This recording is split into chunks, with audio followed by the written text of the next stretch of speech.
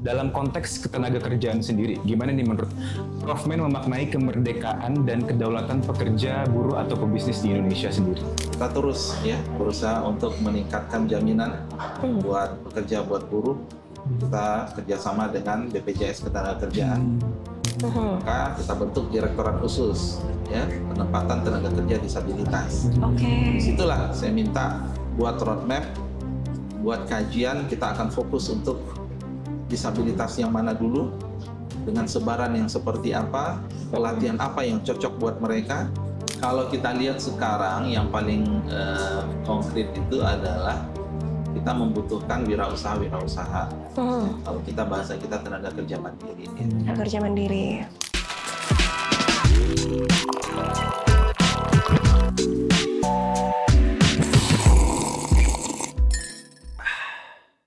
Ini sering sibuknya sama dunia ya, kayaknya banyak orang yang lupa Indonesia itu ulang tahun keberapa. Coba Valeri sendiri inget nggak? Aku inget dong. Apa, Jadi coba? sesibuk apapun kita sama kerjaan, sama aktivitas bar, kita nggak boleh lupa kalau tahun ini Indonesia udah 80 tahun memproklamasikan kemerdekaan. Betul, 80 tahun Indonesia merdeka ya, tadi nyenggol soal kerja ya, sibuk Iya. kerja. Kira-kira nih untuk di Indonesia sendiri ya, 80 tahun merdeka, apakah pekerjanya, buruhnya, atau mungkin pebisnis yang ada di Indonesia bisa mencari cuan dengan aman, nyaman, dan sejahtera di Indonesia? Udah merdeka atau belum ya? Menurut Valeri sendiri gimana nih? Oke. Aku bisa jawab, tapi karena bukan ahlinya ya. Iya, betul. Kali ini di episode perdana kita Yes. sudah menghadirkan narasumber spesial bersama Betul Menteri Ketenagakerjaan Republik Indonesia, Prof. Yasirli. Siap. Selamat datang, Prof. Apa kabar? Kabar baik. Selamat malam, ya. Pak. Selamat Terima kasih malam banyak ya. sudah hadir. Kan jam istirahat. Selamat malam. Saatnya malam ya, Iya. jamnya lembur kali ya. Gimana Pak kabarnya? Apakah sekarang baik atau gimana? Alhamdulillah. Alhamdulillah. Tetap semangat ya. Kita mesen aja dulu kali ya. Boleh. Bapak mau apa minumnya? Minumnya sama Pilihannya apa? tawar, Kalau teh saya tawar ya. tawar ya. Tawar. Teh tawar, Teh tawar 3 ya. 3 berarti ya Mbak ya. Heeh. Iya, 3 tawar. Kita ikut Pak Menteri aja Ikut nggak Pak Menteri manis, aja, berarti ya. mungkin itu pilihan yang sehat ya, Bang. Iya, sehat. Nah. Biar jadi menteri juga. Amin. Nah, tapi ngomong sambil nunggu tehnya jadi ya, kita mau tahu review dari Pak Menteri juga ini terhadap meja dan kursi kita. Oh Apakah ya, kita. sudah derajatnya sudah oke atau gimana nih? Karena ini kan episode perdana juga ya, Pak. Ya, kita butuh feedback gitu. review juga dari Pak Menteri, karena Pak Menteri ini selain guru besar di ITB juga seorang ahli ergonomi ternyata. Ahli ergonomi. Itulah ya, Pak. satunya ya. Boleh, Gimana? Pak. Jadi review dulu. Feedbacknya nih kita bisa ubah minggu depan. Iya. Kalau kursi meja tergantung peruntukan. Oke. Ya, kalau peruntukannya untuk duduk nih kita berapa jam nih mau duduk di sini nih? Insya Allah setengah jam aja lah Pak. Iya. Kalau setengah jam, oke lah. Ya, yang penting duduknya bisa tegak, ya, dan kita bisa duduk dengan nyaman, tidak ada ya keluhan dan seterusnya. Beda kalau kemudian kita akan duduk untuk 2 jam atau mau kalau restoran agar pelanggannya bisa makan sebentar langsung kabur, maka beda lagi tuh desain kursi. Oh, Ya. kalau mau lebih lama mungkin ini kayak ada bantalan, gitu ya, Bantalan, buat lebih ya. nyaman. Tapi overall oke lah ya buat Pak, saya. iya, berarti ya. Oke lah. Aman guys berarti ya. Aman. Oke. Kalau lebih baik bisa jadi ya, kalau ada yang lebih baik bisa juga sih. Tapi oke lah. Oke deh. Kalau gitu. Oke. Oh ini kita manggilnya kan Pak Menteri selama ini. Kita mau kayak netizen Pak manggil Bapak Prof Men boleh ya izinnya? Siap. Untuk kali ini. Siap. Ternyata ada panggilan Ada panggilan. Tapi itu bukan dari saya ya. Oh, iya. Itu dari teman-teman. Prof Men ya, untuk Siap. kayak nama superhero ya. Waduh, jangan. Betul. Janganlah, jangan ya. Iya. Siap. Oke, langsung aja kita ke. Oke, sudah jadi minumannya.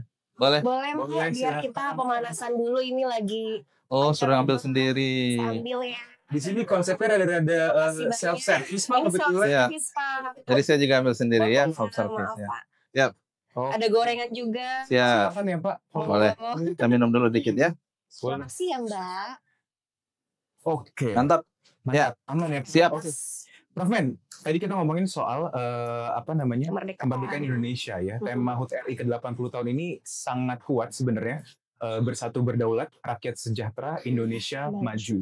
Nah, dalam konteks ketenaga kerjaan sendiri, gimana nih menurut Prof Men memaknai kemerdekaan dan kedaulatan pekerja, buruh atau pebisnis di Indonesia sendiri? Iya, kita masih punya tantangan. Ya, jadi setiap hari, hampir setiap hari saya menerima keluhan menerima kemudian surat dari serikat pekerja, dari pekerja, bagaimana masih ada isu terkait tentang penegakan norma kerja, norma keselamatan kesehatan kerja K3, ya, mereka yang kemudian harusnya mendapatkan upah yang lebih baik, mereka yang harusnya bisa diperlakukan dengan baik, diskriminasi di tempat kerja itu masih ada. Walaupun tentu kalau kita bandingkan dengan tahun-tahun sebelumnya, kita sudah jauh lebih baik.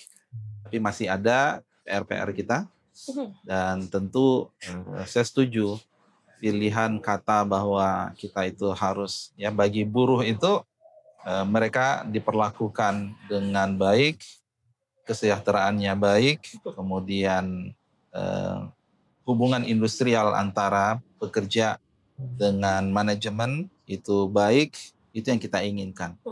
Dan Indonesia maju itu nanti terwujud dengan tingkat produktivitas yang mereka akan hasilkan.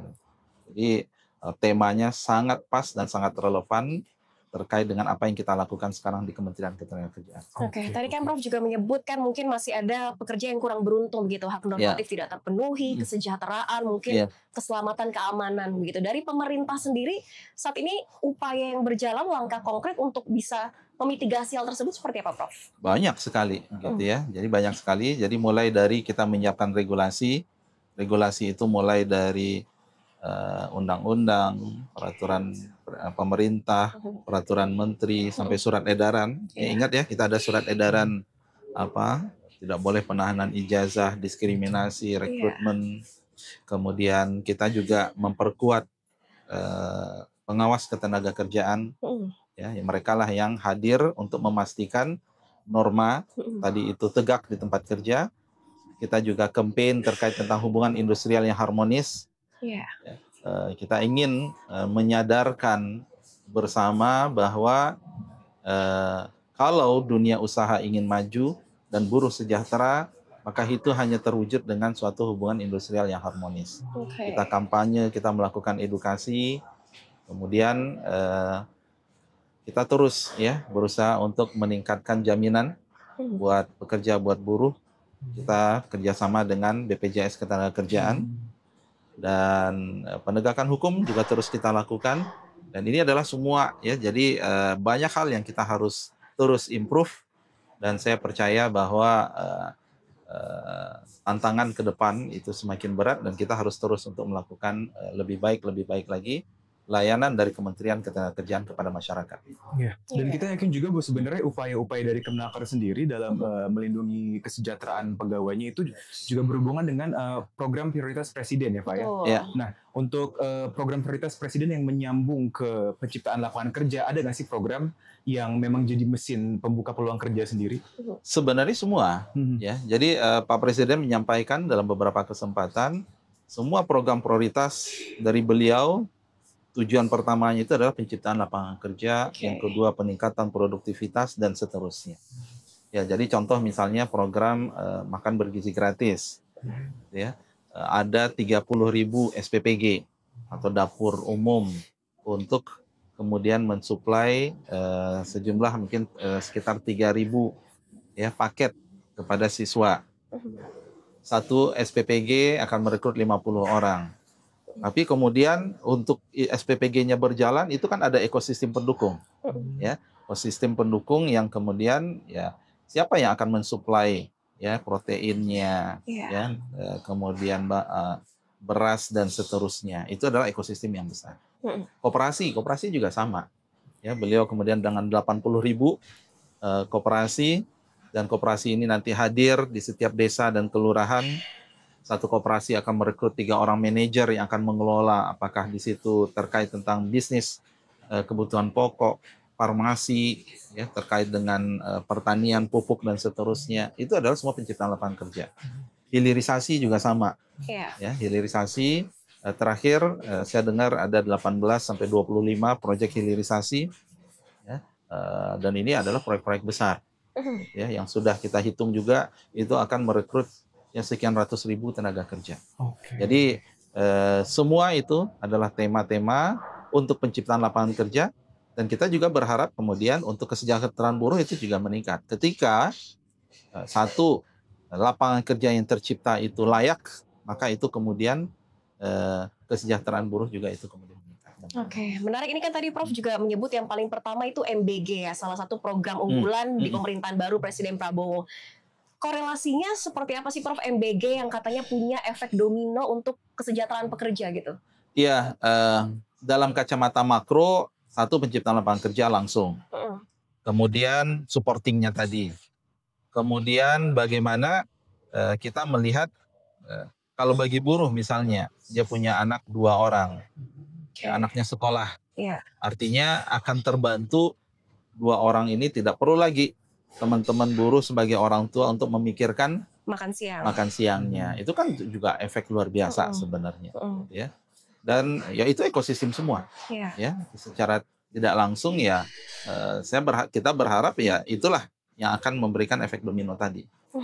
Ya. Mungkin boleh lebih diperjelas ya Pak untuk dampaknya sendiri nih, dampak positif dari MBG untuk masyarakat itu di sektor mana aja dan impact itu bakal sebesar apa sih Pak potensinya? Iya. Kalau kemudian kita lihat dapur ini nanti akan berbasis kepada sumber daya lokal, ya. Jadi bayangkan 3.000 porsi satu hari, kemudian berapa hari seminggu, dalam sekian tahun mencapai target 82 juta orang. Ini dahsyat, ya, dahsyat. Ya tadi saya katakan mulai dari supplier itu kalau itu kemudian berbasis kepada sumber daya lokal, ya, jadi ada masyarakat yang kemudian khusus dia punya lahan, dia bisa kemudian menanam sayuran tertentu, kemudian langsung diambil off-takernya oleh SPPG, itu kan dahsyat. Ya. Nah, itu dampak yang luar biasa. Dan dalam jangka panjang, saya sangat optimis bahwa ini akan berdampak kepada perbaikan asupan gizi ya, generasi ke depan kita. Dan disitulah nanti salah satu kunci sukses kita bisa berkompetisi secara global. Nah kita kan lagi ngomongin kemerdekaan dan terutama di sektor ketenagakerjaan ya Prof. Ini kan juga sekarang sudah ada undang-undang yang mewajibkan perusahaan swasta itu merekrut minimal 1% tenaga kerja disabilitas. Bahkan lebih ya Prof ya untuk BUMN dan pemerintahan itu minimal 2%. Kenapa sebetulnya inklusi disabilitas itu penting Prof? Ya, ketika kita bicara bahwa pemerintah hadir, maka pemerintah itu harus hadir untuk semua warga negara Indonesia. Ya, termasuk mereka yang disabilitas. Ya. Dan ini adalah satu semangat. Karena kalau kita lihat amanat konstitusinya itu kan setiap warga negara berhak mendapatkan pekerjaan dan penghidupan yang layak. Itu setiap warga negara. Tanpa terkecuali. Dan disitulah perannya pemerintah. Nah, dengan adanya regulasi Perpres itu, maka saya melihat ini mungkin bagian yang selama ini kita belum garap secara optimal. Maka kita kampanye, ya, kita kampanye dan kemudian tidak hanya kampanye, saya melihat ini harus kita rancang secara sistematis dan agar dampaknya bisa besar. Maka kita bentuk direktorat khusus, ya, penempatan tenaga kerja disabilitas. Disitulah saya minta buat roadmap, buat kajian, kita akan fokus untuk disabilitas yang mana dulu, dengan sebaran yang seperti apa, pelatihan apa yang cocok buat mereka, kemudian rancangan tempat kerja apa yang cocok buat mereka, karena bisa jadi di perusahaan atau di industri mereka harus melakukan penyesuaian ya, ya harus ada yang dirubah. Kalau pakai kursi roda berarti kan aksesnya harus pakai kursi roda, mejanya mungkin tidak setinggi ini, harus ada penyesuaian, dan pemerintah harus membantu. Jadi harus keluar dengan roadmap, harus keluar dengan panduan, harus keluar dengan kemudian tips-tips agar kemudian pekerja disabilitas ini bisa tetap produktif, sehingga mereka memang tetap memberikan value, ya, nilai tambah buat perusahaan. Oke, mungkin bisa jadi awareness juga buat rekan-rekan ya. Mungkin boleh dijelasin dari Prof Men sendiri, apa sih real challenge dari para disabilitas ini dalam memasuki dunia kerja, dan ada kendala bagaimana Kemenaker mengcover masalah tersebut gitu? Iya, yang pertama tantangannya tentu adalah dari industri itu sendiri dulu ya. Saya berangkat dari sini tadi. Banyak pekerjaan-pekerjaan, banyak kemudian infrastruktur itu belum didesain ramah terhadap disabilitas. Kita di Kemenaker kita harus menjadi contoh nih, ya. Akses mulai dari parkir dengan disabilitas apa tadi, tunadaksa, pakai kursi roda.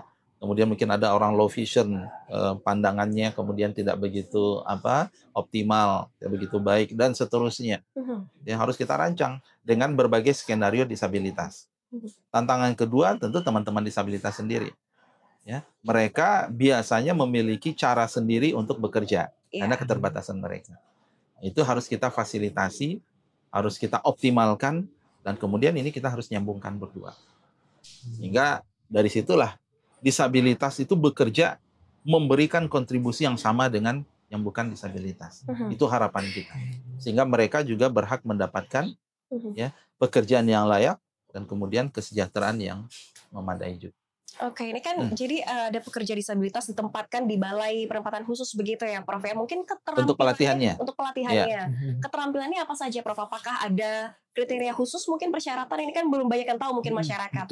Itu yang harus ini yang sedang kita siapkan sekarang. Beda-beda tergantung disabilitasnya. Jadi misalnya ada pekerjaan resepsionis, itu cocok untuk disabilitas mana.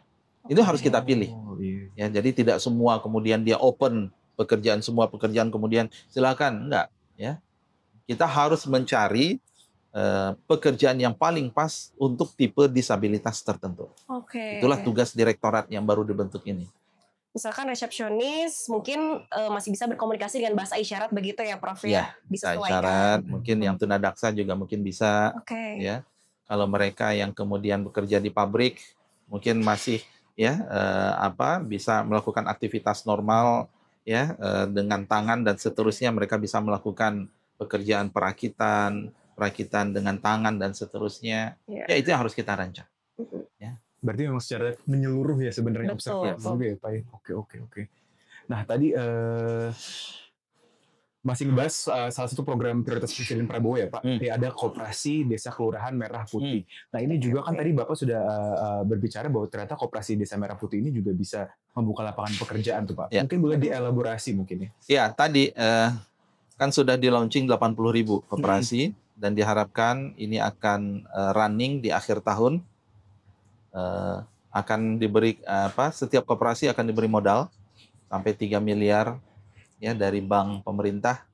Artinya kalau teman-teman yang selama ini berpikir saya kerja apa dong, ya saya mau wirausaha, saya mau bikin perusahaan dulu, bikin perusahaan modalnya dari mana? Nah, ini koperasi ini sudah ada nih, ya instrumen usahanya sudah ada, bahkan secara legalitasnya juga sudah ada, support dari pemerintah juga sudah ada terkait dengan modal. Pemerintah sekarang, yuk setiap koperasi rekrut 3 orang manajer. Yang mereka lah yang akan mengelola. Nah, nanti kita lihat seorang manajer itu bisa memberikan value apa, sehingga kemudian dari situlah ya gaji upahnya itu dia dapatkan. 3 dikali 80.000 koperasi itu sudah sekian. Nah, belum setiap koperasi itu ya ada koperasi yang kemudian bisa menjalankan di suplai bahan pokok, kemudian farmasi, kemudian untuk pertanian dan seterusnya. Itu balik lagi tuh ekosistemnya itu juga luas. Nah, ini yang kita memang yakin dan kita berharap bahwa 1 dari 4 solusi terkait tentang lapangan kerja itu adalah dengan optimalisasi program prioritasnya Pak Presiden. Itu 1. Ya, termasuk hilirisasi yang sampaikan tadi. Yang lain nanti bisa terkait dengan dari magang, kemudian dari pertumbuhan industri yang ada saat ini, masuk juga dari wirausaha. Itulah ya gambaran buat teman-teman semua. Udah banyak sekali ya, Pak ya. Tapi harapannya, Prof, ini kan mungkin kondisi global kan terus berubah, terus berkembang dinamis begitu. Cara kerja industri juga tentunya harus menyesuaikan. Mungkin Prof punya pesan untuk kita para pekerja, begitu gimana kita nggak cuman bertahan, Prof, nggak cuman survive, tapi kita bisa juga jadi pelaku penggerak ekonomi Indonesia. Iya, kalau kita lihat sekarang yang paling konkret itu adalah kita membutuhkan wirausaha. Ya, kalau bahasa kita tenaga kerja mandiri, ya. Tenaga kerja mandiri. Ya. Jadi target pertumbuhan ekonomi, kemudian target peningkatan produktivitas itu dalam konteks jumlah entitas usaha itu juga perlu lebih banyak. Oke. Nah, tadi sudah ada koperasi, dia berbasis desa dan kelurahan. Dia harus mampu untuk melihat ya, apa potensi yang ada di desa atau kelurahan tersebut. Bagaimana dia bisa mengembangkan, bagaimana dia bisa mengkomersilkan. Indonesia, populasi kita 280 juta. Ini adalah segmen pasar yang luar biasa sebenarnya. Belum lagi kalau kita lihat luar negeri dan seterusnya, ketika produk-produk kita juga semakin bisa berkembang. Jadi yang pertama kuasai ya kalau terkait tentang inovasi ya, atau bahasa Inggrisnya innovation and entrepreneurial mindset. Agar kita bisa punya innovation entrepreneurial mindset, kita harus memiliki growth mindset. Ya, growth mindset itu kemauan untuk kita terus belajar dan bertumbuh. Ya, Pak Menteri, saya kan belajarnya akuntansi. Ya, itu kan secara formal. Jangan batasi di situ. Ya, belajarlah sesuatu yang memang kita lihat saat ini mungkin dibutuhkan, terlihat dengan jelas. Ya, akuntansinya insya Allah juga kepakai nanti. Jadi kita punya pilihan kompetensi-kompetensi yang kemudian saat dibutuhkan apa, kita kemudian langsung bisa menjawab. Dan ingat juga bahwa kebutuhan kompetensi itu juga akan terus berkembang dengan perkembangan dari industri, teknologi, dan seterusnya. Nggak mungkin kita itu hanya mengandalkan satu. Nah, sehingga pesan saya yang kedua adalah tadi, ya, mindset berkembang itu harus kita milih. Jangan puas. Ya, kunci orang yang sukses ke depan adalah orang yang juga dia adaptif terhadap perkembangan.